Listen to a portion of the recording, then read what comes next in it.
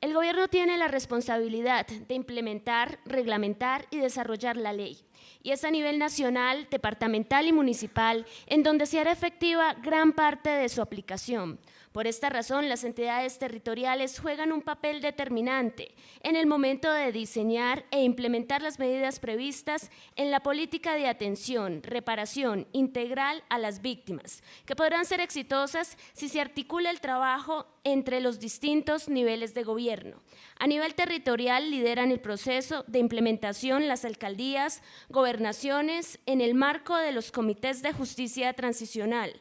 Cada municipio, distrito o departamento debe expedir programas de prevención, asistencia, atención, protección y reparación integral a las víctimas que se implementan a través del plan de acción. Para el siguiente panel, entidades territoriales, la clave para implementar la tarea del posconflicto, contamos con la presencia de varias entidades territoriales, representadas en sus gobernadores y alcaldes. Le damos el paso al senador Juan Manuel Galán, quien será el moderador. Bueno, de nuevo, muy buenos días para todas y para todos. Es un gusto que nos sigan acompañando, especialmente a los televidentes que hasta ahora lo hacen por el canal Congreso. Un saludo especial para los estudiantes del Instituto Pedagógico Nacional, nuestro colegio, que están allí muy atentos. Y hemos querido escoger este tema porque es un tema determinante, definitivo, para el éxito de la implementación y la puesta en práctica real de la Ley de Víctimas. Sin las entidades territoriales, sin los mandatarios locales, representados por gobernadores y alcaldes, es muy difícil que la ley se traduzca en acciones reales en los territorios y hacia las comunidades. Y hemos querido invitar a un grupo pues, de lujo, diría yo, representativo de estos mandatarios locales, que se han destacado todos por su capacidad de iniciativa, por su compromiso, por su interés en llevar a la práctica la ley y llevar a la práctica sus disposiciones. Me acompaña el gobernador del Huila, Carlos Julio González Villa, que nos acompañó en un acto de reconocimiento y de memoria en Rivera, Huila, ante el consejo de ese municipio donde fueron masacrados por las FARC todos los integrantes prácticamente del consejo municipal, un hecho y un hito tremendamente doloroso para ese departamento y ha sido uno de los departamentos más golpeados por la guerra y el conflicto. Todo lo que fue los secuestros, la ola de secuestros, la acción de la columna Teófilo Forero en ese departamento causó muchísimo dolor y es un dolor reciente, no es un dolor de hace muchos años. Y él ha hecho pues un ejercicio muy creativo de, con los escasos recursos que cuentan las entidades territoriales, hacer avanzar esta legislación. También nos acompaña el señor alcalde de Pereira, Juan Pablo Gallo, que se ha destacado también en su gestión por ponerle énfasis a la atención integral a las víctimas en la ciudad de Pereira para buscar lo que decíamos, que las víctimas no sean simplemente sujetos de asistencialismo, de un subsidio, de un apoyo, de una limosna, para que lo pongamos en términos claros, sino realmente de darles capacidad de emprendimiento, oportunidades de acceso a la educación, a los servicios de salud, a los servicios básicos para que las víctimas recuperen su vida, recuperen su proyecto vital y puedan mirar hacia adelante. También nos acompaña en esta oportunidad el señor alcalde de Cartago, Carlos Andrés Londoño. Cartago, un municipio también del norte del valle, golpeado por las mafias del narcotráfico, por estructuras criminales que han operado en todas estas, en esta zona del país, y pues el alcalde seguramente nos va a contar cómo ha sido un poco esta historia, pero también cómo ha sido su política para resolver la situación de las víctimas. Y nos acompaña también el señor gobernador de Vichada, el doctor Luis Carlos Álvarez, un departamento también que ha sido afectado por cultivos ilícitos de hoja de coca, por temas relacionados con la violencia, con el conflicto, y es muy importante que esa Colombia poco desconectada por la falta de conectividad, de infraestructura de vías, de carreteras, pues también nos cuente desde ese punto de vista cómo ha sido su experiencia frente a ese aislamiento de muchas zonas del país en donde ocurrieron también hechos de guerra muy lamentables.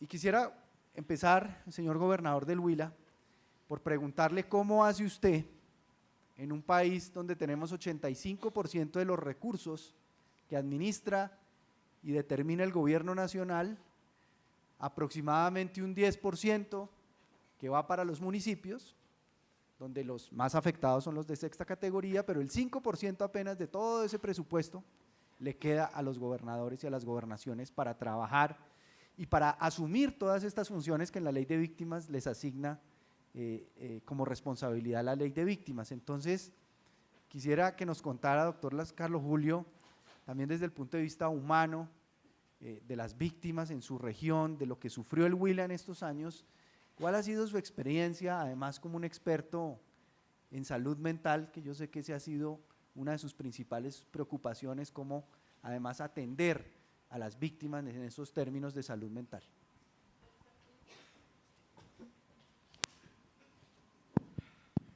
Bueno, muy buenos días todavía para todos, para usted, doctor Galán, senador, que en buena hora hace esta actividad de evaluación y en un momento muy importante para el país. Tal vez este es uno de los momentos más importantes para el país en la evaluación precisamente de una política pública tan importante y que es transversal a todas las políticas públicas del país. Yo quiero saludarlos a todos, los rostros conocidos, a todos los que hacen presencia aquí, a mis colegas gobernantes, y la importancia que tiene el panel. Además, debo decir, no vengo solo, no me vine solo desde el Huila, me vine con miembros muy importantes de la mesa departamental de víctimas de mi departamento que me acompañan siempre. Aquí está su coordinadora, Derly, aquí está Cristian, aquí está Jorge, aquí está Emilio, aquí está Luz Marina y aquí está la coordinadora de víctimas del departamento, Edna Cruz. Tal vez este es el reflejo de lo que estamos intentando lograr creativamente con tan pocos recursos. Unir esfuerzos, unir vínculo de decisión. Aquí el primer tema atraviesa por algo que se llama decisión política. Quienes hemos tenido el honor de hacer leyes, sabemos que las leyes son letra muerta si no existe la voluntad y la decisión emocional y argumentativa para convertirla realmente en algo que se viva. Por eso debo decir, y lo sabe Yolanda, que aquí en este auditorio hace ya cerca de 10 años se instaló por parte tuya como iniciativa el primer foro de no violencia, y ese es un tema transversal a la sociedad. Yo quiero decir algo, o sea, la aplicación de la ley atraviesa por la voluntad, la decisión y la capacidad de articulación y de compromiso general, y de compromiso específico a través de la articulación con una mesa departamental y unas acciones muy puntuales, una evaluación de la información que permita además procesar esos planes de atención y que se conviertan realmente en un ejercicio de política real, de política vivida. Pero hay un antecedente que está más acá de esto, es la decisión de la sociedad. Y en esa decisión de la sociedad, por ejemplo, la parte creativa ante la ausencia de recursos, que es tu pregunta muy puntual, nos obliga a pensar desde la salud, desde la educación o desde el desarrollo comunitario, cómo articular. En el caso nuestro, en el Huila, son 195.195 víctimas debidamente registradas. ¿Cómo articularnos en un departamento en donde cerca del 25% de su población está caracterizado hoy como víctima? Y eso implica, por ejemplo, en salud, apelar a los conceptos reales de salud mental. En el caso nuestro estamos desarrollando con recursos de la salud la primera unidad de neurocomportamiento con asistencia real en traumatología y en victimología, que va a permitir que ese modelo de salud se especialice no solo en la investigación, que todavía estamos muy lejos, sino además en la acción y en lo que tiene que ver con los principios de aplicación y eficiencia clínica, en la atención ya de víctimas concretamente. O en educación, una poderosísima alianza con maestros y con el sector educativo que incluye a los padres de familia.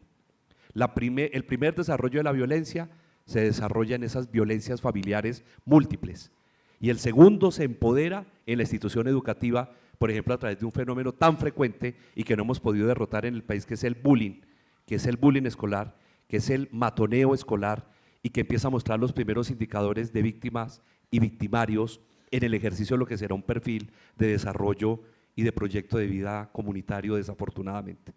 Entonces, insistimos, y esto ya lo digo ahora así como presidente de la Federación de Gobernadores del país, en la necesidad de revisar el modelo país y las autonomías territoriales, en la necesidad de revisar qué tipo de país estamos construyendo y tomar de una vez por todas una decisión clara y real sobre el tipo de autonomías territoriales y sobre el verdadero modelo de descentralización del país. Es muy complejo cumplirle a las víctimas en este momento sus necesidades justas, legítimas, pero además cumplir la ley si no es bajo un concepto de un relacionamiento financiero, fiscal, administrativo y claro del modelo de país que debemos tener. El país sigue hipócritamente jugando unas lógicas perversas en donde no avanzamos en materia de claridades sobre cuál es el modelo de país que tenemos. Es un país con una hibridación muy compleja que no nos permite desde los entes territoriales realmente garantizar el desarrollo de las políticas públicas, muchas que están a nuestro cargo. Y en segundo lugar, la necesidad de avanzar complementariamente en el ejercicio de la aplicación de la ley. Y aquí se ha dicho algo que es totalmente lógico: el nuevo Congreso tendrá una inmensa responsabilidad, hacer prórroga precisamente de la vigencia de la ley. Esa es una absoluta urgencia para darle forma a la maduración de un proceso tan complejo como es este. Pero además de ello, la búsqueda no solo de los recursos económicos, sino de la interlocución y de la articulación intergubernamental. Gastamos muchos recursos de manera perversa. Por ejemplo, en prevención y promoción. Son recursos que no le estamos exigiendo a las EPS y que deben estar dirigidos a la prevención y la promoción de la salud de los colombianos. Segundo, gastamos muchos recursos en talleritis, talleres que no están dejando mucho, talleres a los que las comunidades ya no quieren ir, talleres con lugares comunes y frases comunes y ejercicios comunes en donde el único valor agregado a veces es el refrigerio que se ofrece para que firme el operador respectivo. Necesitamos articulación, necesitamos mayor ejercicio de eficiencias en la articulación entre todos los actores y necesitamos una concepción de Estado en donde pongamos en el primer papel no la víctima con el tema de pobrecita víctima, sino la víctima empoderada desde las inteligencias múltiples y desde las experiencias resilientes que le dan sentido a verdaderos forjadores de comunidad y a verdaderos forjadores de desarrollo. Gracias. Gracias, gobernador Carlos Julio González. Yo quisiera ahora preguntarle a nuestro alcalde de Pereira, Juan Pablo Gallo, que llegó a esa alcaldía, dicho sea de paso, contra todos los pronósticos, y viene haciendo un trabajo y una labor pues, con un estilo de gobierno bastante moderno y bastante atractivo en términos de las redes sociales y de los usos de los mecanismos de comunicación. Quisiera preguntarle lo siguiente: María José Pizarro en el panel anterior tocó el tema muy a profundidad de los exiliados, de las personas que han tenido que irse al exterior. Pereira es una ciudad que tiene una población flotante por el mundo, sobre todo en Nueva York, en capitales extranjeras, muy importante. Y una de las principales entradas que tiene la ciudad pues son las remesas, que sirven pues para que las familias asentadas en Pereira puedan sostenerse. ¿Cómo ha tratado usted este tema de esa población víctima de Pereira que está fuera del país, que envía remesas, cómo poderlos integrar a este proceso de la ley de víctimas desde el ámbito de la alcaldía y desde el ámbito territorial de Pereira? Sí, senador, buenos días, un saludo muy especial para todas las víctimas, a las autoridades que nos siguen a través de la televisión y agradecerle y reconocerle esa gestión tan importante que está haciendo por todas las víctimas del país. Pereira, después del año 89, en la década de los 90, tuvo ese fenómeno que usted acaba de resaltar. Nosotros tenemos una cantidad muy importante de ciudadanos en el exterior y en este punto en particular hemos tratado a que estas remesas, que se convierten sin ninguna duda en una fuente muy importante de ingresos para la ciudad, pues tenga una aplicación distinta a consumo. Durante mucho tiempo se fue en supervivencia, pero lo que buscamos, y específicamente con la población víctima, es lograr que estos recursos, estas remesas, se conviertan en inversión. De manera que estamos diseñando programas de vivienda que buscan que pues esta población pueda, a través de estas remesas, utilizarlas como cuota inicial para sin ninguna duda, este servicio tan importante que se le debe dar, y sobre todo a las víctimas. Lo mencionaba usted en su intervención inicial, es muy importante pasar del asistencialismo, generarle la posibilidad a que esta población regrese con una sostenibilidad en el tiempo, darle la opción a que a través de programas que, claro, genera un ente territorial como la Alcaldía de Pereira, pero que busquen fomentar esas nuevas unidades de negocio. En la ciudad, por ejemplo, nosotros tenemos una gran vocación de confecciones y textiles, pues con ese acervo de conocimientos, con esta cadena productiva, pues nosotros intentamos que las víctimas creen empresas enfocadas en sectores para los cuales la ciudad pues tiene toda esta capacidad, y de allí en adelante pues salga el sustento para ellos y sus familias. De manera que son estrategias que buscan de largo plazo incorporarlos con esa sostenibilidad en el tiempo. Señor alcalde de Cartago, Carlos Andrés Londoño, Cartago sin ninguna duda tiene como una conectividad natural, regional con el eje cafetero, casi que más que con el valle, y en el norte del valle pues hubo presencia, por ejemplo, de ese cartel del norte del valle, hubo muchas víctimas relacionadas con el narcotráfico, que son víctimas que parecería que fueran como aparte del otro universo de víctimas ya de los grupos armados ilegales, guerrilleros, como las FARC, como el ELN. ¿Cómo tratar a esas víctimas del narcotráfico? ¿Cómo ha sido su estrategia y su iniciativa para atender al universo de víctimas flotante en esta región del norte del valle? Bueno, tengan todos muy buenos días. Gracias, senador Galán. Felicitaciones por este foro tan importante, señores gobernadores, señor alcalde de Pereira. Yo quisiera de una forma muy breve contextualizar a las personas que no conocen el norte del valle como unidad, como nodo subregional del Valle del Cauca. El norte del valle como nodo subregional, como unidad geopolítica, es más grande que Risaralda o Quindío en lo que atañe a municipalidades o en lo que a municipalidades se refiere. El norte del valle tiene 18 de los 42 municipios que tiene el departamento del Valle del Cauca. Risaralda tiene 14 municipios y Quindío tiene 12 municipalidades, tanto Risaralda como Quindío fundados en el gobierno de Carlos Lleras Restrepo. En lo que atañe, senadora, a la pregunta que usted me ha hecho, también debo comentarles lo siguiente. Me acompaña hoy la mesa más organizada de víctimas del Valle del Cauca, en cabeza de Jesús Mario Corrales, quienes están vestidos con traje azul y naranja. Esa es la mesa municipal de víctimas de Cartago Valle. La mesa más organizada del Valle del Cauca es la mesa de Cartago.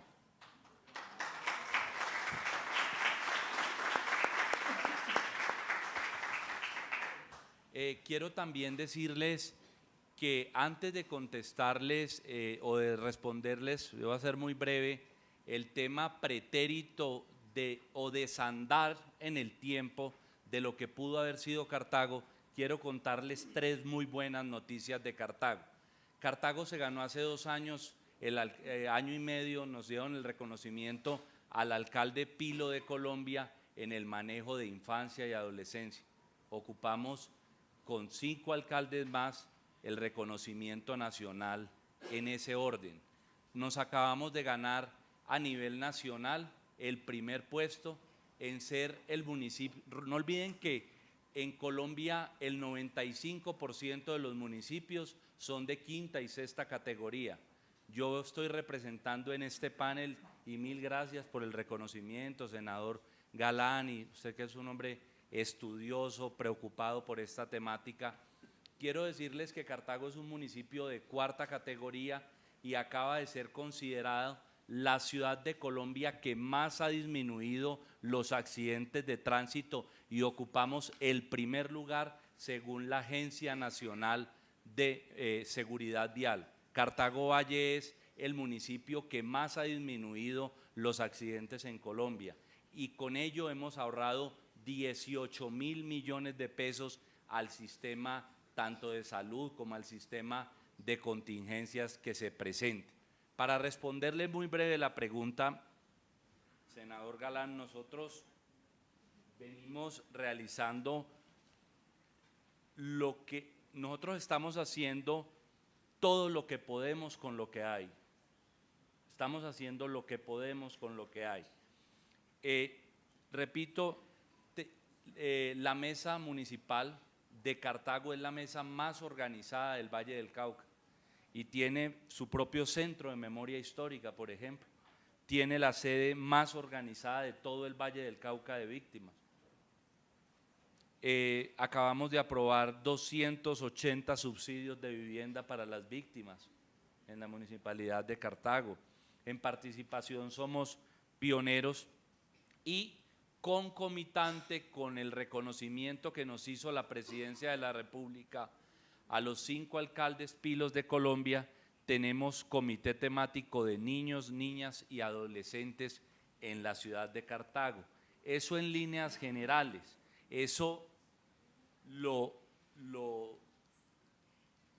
se los comenta para terminar el alcalde de una ciudad de 4ª categoría en Colombia. Cartago no es una ciudad capital, no es lo mismo los ingentes recursos, o no sé si ingentes, pero sí más que pueda tener Pereira o Armenia con respecto al orden que tenga Cartago. Pero así hemos hecho las cosas muy bien. Y otra muy buena noticia también, porque me gusta ser un heraldo de buenas noticias de mi ciudad. Acaba de llegar Viva Colombia al aeropuerto de Cartago y en un mes y medio comienzan los vuelos Bogotá-Cartago, Cartago-Bogotá. Instauramos también el aerotaxi, donde de la ciudad de Cartago a la capital, a Cali, podemos ir en 25 minutos de forma aérea. De manera que también estas muy buenas noticias había que contarlas hoy acá, y en lo que atañe al manejo de víctimas, pues es lo que le acabo de mencionar, senador Galán. Muchas gracias, señor alcalde de Cartago, Carlos Andrés Londoño. Ahora le quiero preguntar al gobernador de Vichada, que nos acompaña, Luis Carlos Álvarez, ¿cómo hace usted, primero, para responder al reto gigantesco de un departamento tan extenso y con una población dispersa? ¿Cómo asume usted ese reto tan difícil, además de la conectividad, de la falta de vías, de carreteras, de una cantidad de limitaciones para atender a este tipo de poblaciones? ¿Cómo es el ejercicio imaginativo y creativo que usted hace para poderle llegar a estas personas? Bueno, buenos días para todos todavía. Muchas gracias, senador Galán. Yo quiero primero ponerlo en contexto qué es el departamento del Vichada. El departamento del Vichada es el segundo departamento más grande de Colombia en extensión. 102.000 kilómetros cuadrados. Cuando usted me pregunta sobre el tema de vías, quisiera contarle, senador Galán, que de 2.000 kilómetros de vías que tenemos, solamente tenemos 40 en pavimento.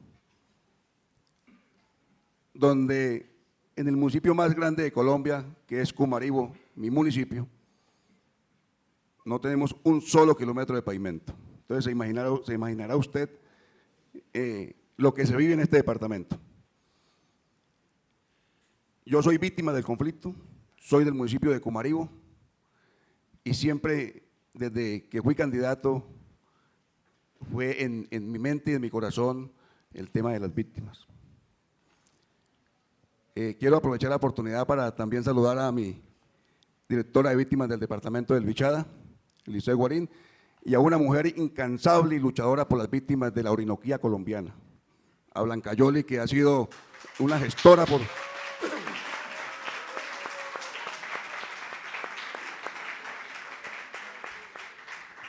Blanca Yoli, que ha sido una gestora y luchadora no solamente por las víctimas del Vichada, sino por todas las víctimas de la Orinoquía.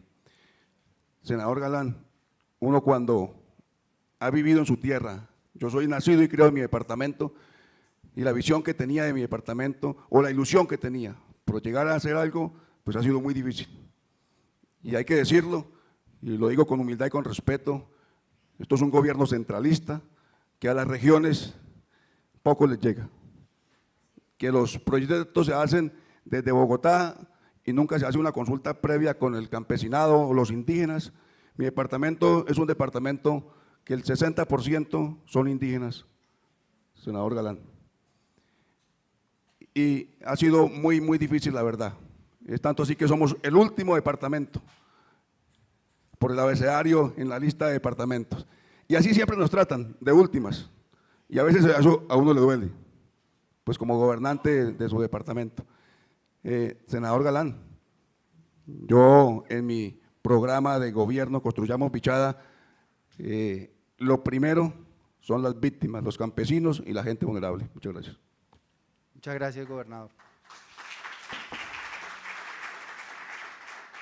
Yo creo que no podemos desperdiciar la experticia y el conocimiento que el gobernador del Huila, Carlos Julio González, tiene en materia de salud, especialmente lo que mencionaba al inicio cuando le hice la presentación, en salud mental. Un departamento tan golpeado, con tantas víctimas de hechos atroces del conflicto que marcan tanto dolor y dejan una huella profunda en un ser humano. ¿Cómo cree usted que es la mejor manera de tratar a esas víctimas desde el punto de vista psicosocial, que es un componente muy importante de la ley de víctimas, que ha estado escasamente desarrollado por el sistema de salud? ¿Qué tipo de atención realmente para este tipo de víctimas en materia psicosocial se requiere, se necesita desde el ámbito nacional y desde el ámbito local y territorial?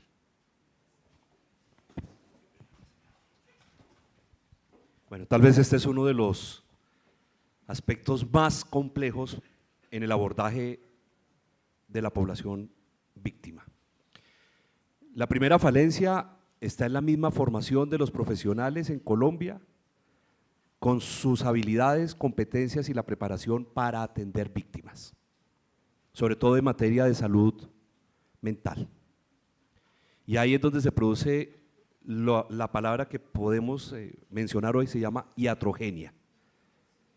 Es pensar que a base de consejos o pensar que a base simplemente de una psicología eminentemente positiva del libro, del consejo motivacional, se pueden superar las dificultades que se han vivido con todas las experiencias y con todas las vivencias que se vive cuando se es víctima. Ahí surge una de las primeras dificultades y está en relación con que Colombia va a tener que entender la necesidad de formar profesionales de la salud, desde el médico general, que es el primero que normalmente recepciona, y en donde entendemos que gran parte de los problemas, por ejemplo, relacionados con la salud, y son aquellos diagnósticos en donde la parte orgánica está profundamente vinculada con la parte emocional, están relacionados con una forma de abordaje para la cual no se han preparado muchos de nuestros profesionales en salud. Y lo más grave, en las regiones, en los territorios, a donde la mayoría de los profesionales no quieren ir, ¿cómo es de difícil conseguir llevar, por ejemplo, un psiquiatra a los extramuros regionales? ¿Cómo es de difícil tener especialistas, por ejemplo, en pediatría y en psicopediatría? ¿Cómo es de difícil poder hacer ese desplazamiento profesional para dar esos valores agregados en materia de buena calidad de la prestación de los servicios? Además de ello, las inmensas dificultades, en mi concepto, con la ausencia de protocolos que claramente se socialicen alrededor de todo el sistema de salud, que permitan tener unos protocolos para la atención a nivel de dignificación de la atención de la persona en condición de víctima. Y más grave, no solo de la víctima directa, sino de su entorno familiar, que además en un proceso de constelación familiar debería ser abordado y debe ser abordado, porque la víctima no vive su victimización de forma individual, sino la vive en el entorno de su constelación familiar y de sus ecosistemas y de sus sistemas más cercanos. La preparación y la fundamentación de los maestros y los psicoorientadores en el país, que ha sido otra de las grandes dificultades.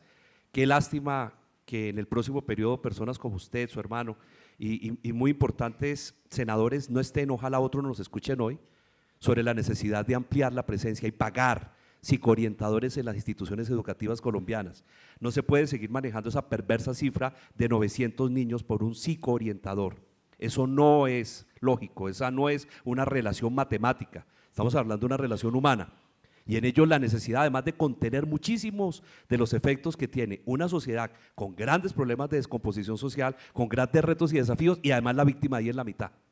Y muchas veces revictimizada en el proceso en el que se supone la sociedad ya empezó a darle un cuidado del cual no se es consciente. Y en tercer lugar, la necesidad de articular los diversos servicios que ofrece la institucionalidad. Aquí hay una ruptura peligrosa entre IPS, EPS, modelo público, sistema privado, que está trayendo como consecuencia un despilfarro enorme de recursos. Yo he insistido, y tal vez lo dije en este mismo auditorio hace unos años, que el problema de la salud no es económico como muchos lo tratan de concebir. Si nosotros redujésemos la intermediación del sistema de salud, que es de 12 billones de pesos, y las EPS entendieran que no es un problema de la oferta y la demanda y que no es una concepción económica y parte de esos recursos los utilizáramos precisamente para temas de salud mental, no se han creado en la mayoría de los departamentos y es muy escaso, muy precario, poco robusta las redes de salud mental. Y al ser tan precaria, la misma aplicación de la ley de salud mental que tanto luchamos termina también siendo una ley con muy pocos efectos reales en la concepción de lo que significa. Consultas de 10 minutos para atención de familias víctimas, a partir de ese modelo de EPS no es posible, no son los modelos. Y además la ausencia de protocolos y de protocolos altamente eficientes en traumatología y en victimología que no los hemos querido asumir, existen, no es que no existan, pero aquí no hemos querido entender que debemos trabajar sobre lo que ya en experiencias exitosas en el mundo se ha dado y que aquí estamos dejando de utilizarlas de manera importante. Y finalmente, el tema del mensaje público y de los medios de comunicación y la formación del mensaje público. Ahí tenemos otro de los grandes elementos en materia de salud mental y ahí es ahí donde tendremos que tener en algún momento una profunda discusión sobre qué es lo que se está produciendo en materia de modelación, de comportamiento, de afectos, de emociones y sentimientos. Ahí les dejo solamente una bibliografía, La afectividad humana del profesor Miguel de Zuviría, y solamente un instrumento que se llama el afectograma. Y qué bueno, por ejemplo, poder hacer una caracterización en víctimas. Ya en el Huila estamos pensando hacerla, necesitamos el permiso de la mesa departamental y la voluntad, por supuesto, de los actores fundamentales para poder empezar a hacer una caracterización que no existe desde la afectografía, que es un tema que está muy deficiente porque la investigación es una investigación muy deficiente en Colombia en esta materia. Gracias. Gracias, gobernador Carlos Julio González, gobernador del Huila. Alcalde de Pereira, Juan Pablo Gallo, usted comparte con el gobernador del Huila un emblema nacional que es el café. El Huila creo que es un exportador del mayor número de cafés gourmet en el mundo, de marcas. El paisaje cafetero, pues que tiene el eje cafetero, usted ha planteado a Pereira como la capital del eje y estuvimos trabajando esta semana en la RAP, la Región Administrativa de Planificación del Eje Cafetero que se está constituyendo en este momento. Se formalizó en la Comisión de Ordenamiento Territorial su constitución. Yo quisiera preguntarle, porque en ese análisis que hicimos, identificamos que el turismo es un tema natural de toda esta región, con un potencial enorme, no solamente de turistas nacionales, sino de turistas extranjeros. ¿Cómo poder trabajar proyectos de emprendimiento con las víctimas, precisamente para salir de ese esquema asistencialista, dentro de esquemas de reparación colectiva a través de proyectos productivos relacionados, por ejemplo, con temas como el turismo? ¿Cómo lo ve usted? Claro, nosotros desde, como lo mencionaba ahora, a partir de esa crisis del café que tuvo tan complicada nuestra región, la ciudad se empezó y la región se empezó a enfocar en otros sectores productivos. En este momento, en total, son 9 los sectores productivos que nos hemos enfocado. 3 de ellos tenemos grandes ventajas competitivas y, digamos, tienen grandes aportes dentro del PIB de la ciudad. Ahora mencionaba confecciones. Por supuesto, el café sigue siendo muy importante para nosotros, pero cada vez cobra mayor importancia el turismo. El turismo es una gran fuente de ingresos para la ciudad.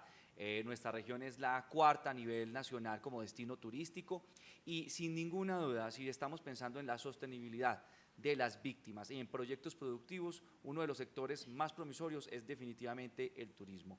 Y hay muchas empresas que ya se están gestando al interior de la ciudad, pero además hay una gran cantidad de iniciativas productivas. Y lo que estamos haciendo al interior de la administración es detectando esas iniciativas productivas, buscando el apoyo a través de las diferentes instancias, a través de la Secretaría de Competitividad, porque pues encontramos grandes posibilidades, grandes facultades. Hay también un gran esfuerzo por parte de la Universidad Tecnológica en formación de guías turísticas, formación de empresarios del turismo, que nos van a ayudar a que esta cadena productiva pues sea una muy buena generadora de valor, como lo ha sido, y una muy buena generadora de empleo, sobre todo a esta población en particular.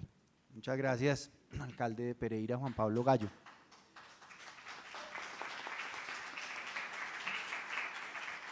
Quisiera preguntarle a Carlos Andrés Londoño, alcalde de Cartago, nos ha contado de su experiencia de cómo están de bien organizadas las mesas de víctimas, cómo se destaca Cartago como la más organizada en víctimas en todo el departamento del Valle. Lo que hemos percibido es que hay como una especie de relación esquizofrénica entre el gobierno central nacional y los entes territoriales. Uno observa que los mandatarios locales prácticamente vienen a Bogotá de lunes a viernes a mirar partidas presupuestales que les permitan llevar una obra, una ejecución presupuestal a su región, y solo están los fines de semana prácticamente en su región. Y lo inverso pasa con los funcionarios nacionales del gobierno. Viajan toda la semana a las regiones y no están acá en Bogotá preocupándose un poco por planear los temas macro nacionales de impacto nacional del país. Entonces, ¿cómo cree usted que se puede mejorar esa relación entre el gobierno central, el gobierno nacional y los entes territoriales como su ciudad, como su municipio, para tener una relación mucho más eficiente, efectiva y que redunde en mejores resultados para la población? Bueno, senador Galán, esa es una excelente pregunta. Yo quiero manifestarles lo siguiente. El año pasado, Expo Bordados Cartago fue observado en el mundo por más de 2 millones de personas. Cartago es una ciudad que según el censo puede contar entre 138 y 142 mil personas.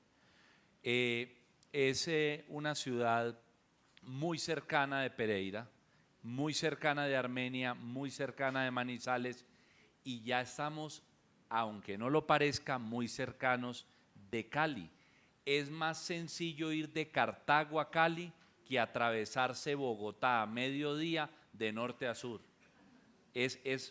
Tarda más ir del aeropuerto, tarda más una persona ir de Dos Quebradas al aeropuerto de Pereira que una persona ir del aeropuerto de Pereira al aeropuerto de Cartago. Senador Galán, con respecto a la pregunta que usted me hace, nosotros tenemos un concepto armonioso con el gobierno nacional, nos ha ido bien en la interrelación, en la parte relacional con la señora gobernadora del Valle del Cauca también, y esperamos que Expo Bordados Cartago este año lo vean 3 millones de personas en el mundo. Le repito la cifra, en Cartago de manera directa e indirecta viven del sector bordado más o menos unas 18.000 personas. Entonces eso reemplaza mucho, por ejemplo, que Cartago fue la capital en Colombia de la trilla del café, por ejemplo. Las grandes, la cultura y el desarrollo socioeconómico, el desarrollo a escala humana de la ciudad de Cartago en el siglo XX lo generó el café, y nosotros queremos ser tenidos en cuenta en el corredor turístico del café de este país, porque quiero también recordarles una cosa: el sector café, Café Norte, ha sido considerado el café de mejor sabor en el mundo y queda en el norte del valle y queda en Cartago. Ahí podemos hacer también alianzas estratégicas con la ciudad de Pereira, con el departamento de Risaralda, y dinamizar bienes, servicios y transferencia de conocimiento al respecto. Y una cifra que no me puedo quedar sin comentarle, senador Galán y amigos que nos observan. La ciudad de Cartago, antes de comenzar este gobierno, en plan de desarrollo y en seguimiento de políticas públicas, estaba en el lugar número 22 en el departamento del Valle del Cauca, según el DNP, el Departamento Nacional de Planeación. Y hace 2 meses, Cartago ocupa ya el 4.º lugar en seguimiento al plan de desarrollo y políticas públicas, es decir, que pasó del lugar número 22 en el Valle del Cauca a ser la 4ª ciudad del departamento. Muchas gracias. Muchas gracias, señor alcalde de Cartago, Carlos Andrés Londoño. Yo le quisiera preguntar ahora al gobernador de Vichada, Luis Carlos Álvarez. En su primera intervención, usted tocó un punto muy importante, y es que dijo: mi departamento es eminentemente y esencialmente indígena. Nosotros vimos durante mucho tiempo cómo se dio una especie de fiebre de compra de tierras en el Vichada por los precios de cada hectárea, el modelo del desarrollo de la altillanura, el modelo Carimagua, todo eso que durante mucho tiempo se discutió. ¿Cómo ha sido, por ejemplo, en un departamento como el suyo, la relación con las poblaciones indígenas para trabajar el tema de víctimas? ¿Y cómo ha sido la relación en su departamento para hacer avanzar la restitución de tierras y allí esta problemática, cómo la ve usted y cómo cree usted que territorialmente, en materia de propiedad, en materia de acceso a la tierra por parte de los campesinos, de los indígenas, se pueden trazar políticas para que las víctimas accedan efectivamente a esas tierras? Senador Galán, en el departamento del Vichada tenemos 67 resguardos indígenas y ha sido difícil sobre el tema de restitución de tierras. Teníamos antes una oficina de INCODER, se terminó el INCODER y no tenemos hoy una oficina y dependemos del META de Villavicencio. Y como les decía al comienzo, para venir de Puerto Carreño a Villavicencio gastamos aproximadamente 25 horas por tierra, porque no tenemos vías. Y para ir de Cumarío a Villavicencio, pues 20 horas, y ha sido muy, muy difícil. El boom de la tierra del Vichada terminó, digámoslo así. En el Vichada hace 20 años una hectárea de tierra valía 5.000 y 10.000 pesos. Llegó el boom de la tierra, llegaron las industrias al Vichada, o están llegando las industrias, llegaron los terratenientes de la tierra al Vichada y llegó a costar 500.000 hasta 1 millón de pesos. Y a raíz del problema de tierras, la tierra en el Vichada bajó. Con los indígenas tenemos inconvenientes en el tema de tierras por uno o dos resguardos, uno en Puerto Carreño y uno en Cumaribo, porque reclaman una parte de territorio y estamos en procesos a nivel ya judiciales, estamos llevando lo que mejor sea posible, bien sea al tenedor de la tierra o para el tema de los indígenas. En cuanto a proyectos productivos, en el Vichada estamos trabajando, senador Galán, con poquitos recursos. Le diría que hemos hecho más que los gobiernos anteriores en cuanto a las víctimas del Vichada. En el Vichada son aproximadamente casi 8.000 víctimas, 7.700 y algo de víctimas, y los proyectos que tenemos, casi todos los proyectos, están incluidos las víctimas de mi departamento, vivienda, temas de ganadería. Mi departamento es un departamento netamente ganadero y agrícola. Sobre todo la zona sur, quería contarles que fue donde más se vivió el conflicto en el Vichada. La zona sur es una zona donde se llamaba el Triángulo Negro, hoy en día se llama el Triángulo del Cacao, gracias al gobierno que en realidad nos apoyó y de parte de la gobernación y la alcaldía de Cumaribo. Es una zona donde hubieron más de 3.000 hectáreas de coca y hoy en día, si hay 250 hectáreas es mucho. Los campesinos están sustituyendo el cultivo de la coca al cacao. Entonces ha sido mejorar el campesino de mi departamento.